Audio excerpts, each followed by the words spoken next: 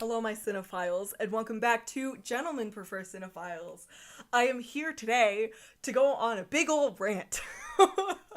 So, as you could see in the title, this is about the Neon Demon. This episode is about the Neon Demon, and it's particularly about how aesthetic in film only gets you so far. Okay? Alright? Is that, yeah. Okay, so I got a bone to pick with this movie. I've had a bone to pick since it came out, and this is the first time I'm using my public platform to talk about the conflicted feelings this movie makes me feel. You know, we see a lot of issues in today's filmmaking climate because so many people are focused on making things that look pretty, which is fine to look pretty. There's not a problem in looking pretty, but you know, there also needs to be an emphasis on story. I think about what my mentor specifically has told me. He knows a couple women. He knows a woman who runs a school out in LA. I believe it might be Loyola Marymount. She might be a professor there. I think possibly she former professor, something like that. But she discussed it in terms of Hollywood doesn't need another cameraman. Hollywood doesn't need another person who knows what lenses, you know, are which, you know. Hollywood needs storytellers, and I completely agree with that. And I think the Neon Demon is kind of like, you know, it just gets the brunt of my anger because it like it's just the perfect depiction of something that, you know, is so aesthetically full but completely empty with what the aesthetic means and what it does, you know. Okay, so going in. Let's do this. Going into the narrative of the Neon Demon. So to explain, it's about a emerging model in a city that I don't think is said to be Los Angeles, but it's 110% Los Angeles. She is an emerging model. She's new, and she's trying to find her footing in the modeling industry.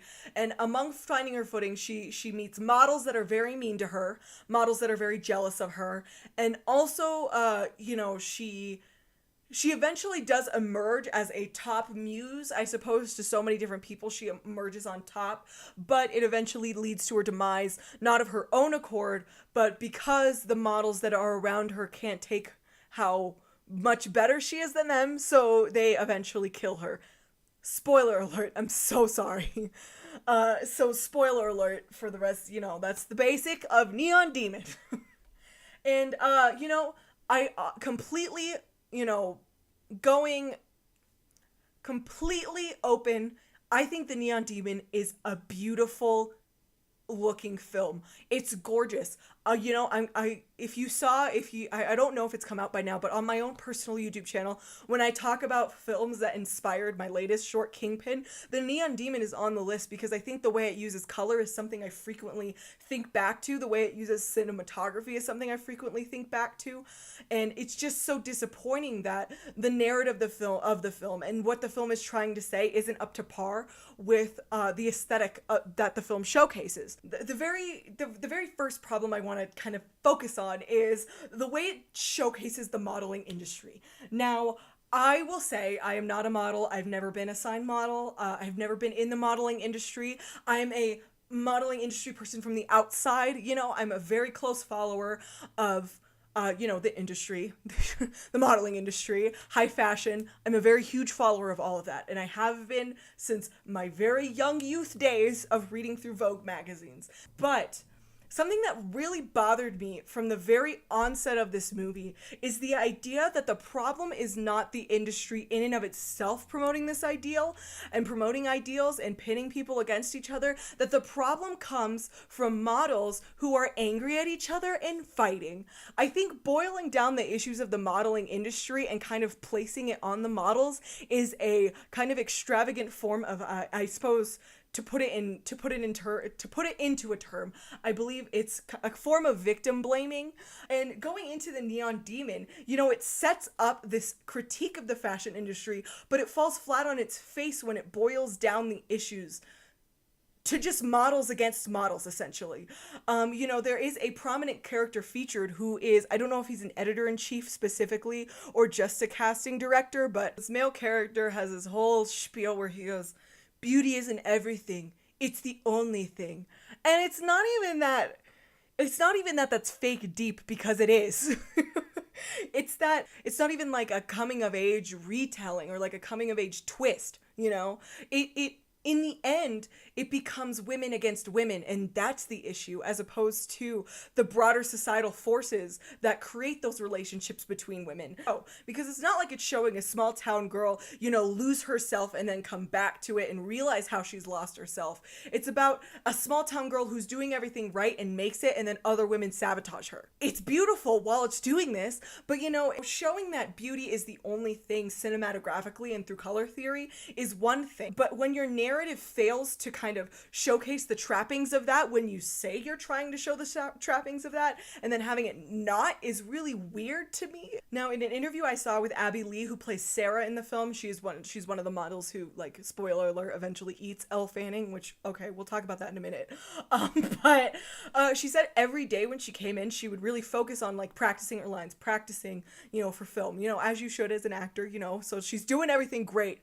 Then she comes to set and things would change day to day, narratively, things would change day to day script wise, and I think that's a root of the problem. I think that's a big issue because it's a sign that the filmmaker didn't necessarily know what they wanted going in, and they weren't quite ready, I think, to make the film. It feels like the film script feels like a first draft, if I'm being completely honest, and you know, reading an account like that just kind of proves that in my mind. Now, moving on to the next problematic thing I feel about this film that used it aesthetically is like the way it showcased women's bodies. Now, I'm not going to say that this is through a male gaze 100%, because the cinematographer of the film was a woman. So I'm not saying that it's a male gaze on women. I think it's just a misguided attempt to show a female gaze, I suppose, as somebody who really emphasizes, you know, a female looking at violence and sexuality as opposed to a man looking at violence and sexuality. The first way I felt that the film didn't necessarily, I feel like it fell into aesthetic way more than narrative, was the way sexual assault was shown. There is a rape that happens in the film, and the way it is shot, you know, I had to leave the theater. I felt so gross, and I needed to go leave. This sexual assault happening in the background, it's very strongly emphasized, but you know, it's just like, wow, look at how pretty she is listening to this rape happening in the room next to her.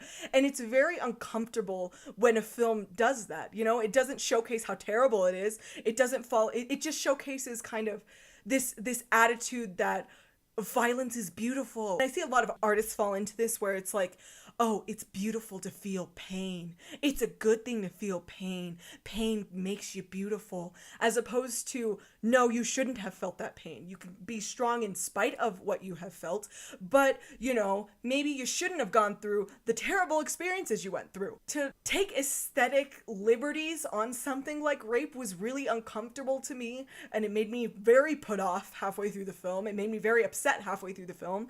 So there's that. Going into the other problematic element I felt was the way lesbians are showcased on film. Now, I will say, I am not I'm not part of the LGBTQ community, so I'm saying this as an outside person or as a person who has friends in the LGBTQ community who critique film for showcasing how, you know, they are shown on film, so I'm not trying to speak for them. Rather, I'm speaking from seeing how the members of that community like to be shown versus how they don't like to be shown. The way that, like, the one lesbian in the film is shown is very problematic and weird. It showcases this kind of relationship of obsession with the main character, and I think, you know, the direction they were going with Elle Fanning's character could have been interpreted a little bit different, and I think could have been, you know, showcased a little bit better than just a lesbian is obsessing over her. And, you know, there's a very problematic scene in which the lesbian in the film makes love to a corpse while thinking about, you know, Elle Fanning's character, which is really disgusting. And I don't think how any lesbian really is, you know, I'm gonna be completely real. Being a lesbian with desires isn't a necrophiliac. Those aren't equivalent, and I wish the film hadn't equivocated them for aesthetic reasons. Because, like, it's just upsetting. I'm getting so frustrated. Oh my god, I'm getting, like, hot. Second, there was a really long shower scene of the two women after they slaughter Elle Fanning's character. They're making out in the shower, covered in blood. The film isn't trying to genuinely showcase a lesbian experience. It's rather like, wow, look at these chicks making out while there's blood everywhere and all these cool colors. Like, and that's a problem. That's an issue. Because it's not representation. It's not representation. There's really no purpose for it in the narrative other than, wow, look at how cool it looks. Empty aesthetic for no reason. Yeah, it's shot well. Yeah, it looks good. But, like, what's the point? It creates more harm than good. Like, it doesn't leave you with anything. It just leaves you with, wow, that was really uncomfortable. That was a really uncomfortable way for them to show a woman-on-woman relationship. I don't even know what to say. I'm so frustrated. I don't even know what to say anymore. I don't even know what else to say. Because, it's just...